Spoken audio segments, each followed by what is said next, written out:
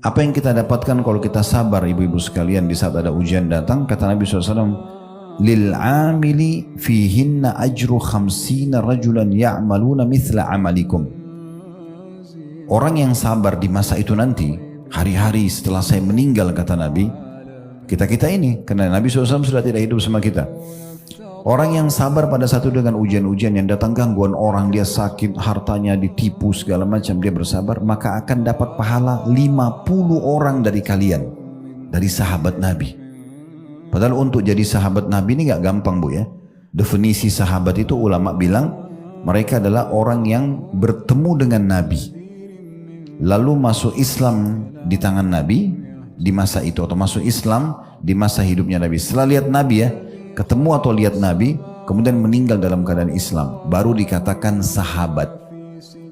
Kalau pernah dengar namanya Uwais Al-Qarni, ya, ini salah satu orang soleh yang ada dari Yaman, ya.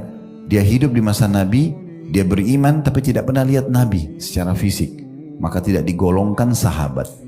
Sahabat ini orang-orang yang mulia, kemudian sama Nabi langsung, salaman sama Nabi, berperang sama Nabi, duduk dalam majelis Nabi, ini kemuliaan besar sekali. Nah, kedudukan mereka besar. Kata Nabi SAW, nanti kalau saya sudah meninggal, ada dari umatku melalui hari-hari sabar, butuh kesabaran, seperti pegang bara api, karena ujiannya berat, membuat kepalanya pusing, dadanya sesak, ujiannya luar biasa gitu, seperti sudah tidak ada jalan keluarnya. Tapi dia bersabar, dia akan dapat pahala 50 orang dari kalian, dari para sahabat Nabi.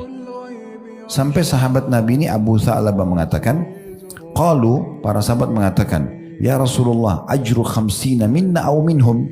Apakah yang anda maksud 50 pahala dari kami itu dari mereka? Kan mereka hidup di masa itu. Pahala 50 orang di antara mereka atau pahala 50 orang dari kami? Kata Nabi SAW, bal ajru khamsina minkum. Pahala 50 orang dari kalian. Karena kan kita beriman pada Nabi Muhammad tidak lihat. Para sahabat melihatnya. Jadi kita punya kedudukan. Ini bukan berarti kita lebih baik dari para sahabat, bukan. Tetapi ada satu titik di mana kalau ujian datang, khusus poin ini ya. Kalau sholatnya, kalau jihadnya kita tidak bisa, infaknya tidak bisa kita samai para sahabat. Karena kata Nabi SAW dalam sebuah hadis yang lain, la tasubbu ashabi. Jangan pernah kalian caci maki sahabat-sahabatku.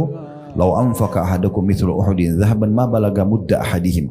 Karena kalau salah seorang dari kalian menginfakkan seperti gunung Uhud besarnya emas semua di jalan Allah, tidak akan bisa mencapai sedekah satu mud, satu genggaman tangan dari mereka, karena besarnya pahala mereka. Tapi khusus pintu ujian ini, kalau kita sabar bisa mendapatkan pahala 50 orang sahabat. Oleh karena itu memang ya sesuai kadarnya ya. Bahkan ibu-ibu nanti yang diuji sama Allah dan bisa bersabar, tidak banyak berkeluh kesah, konsultasi hanya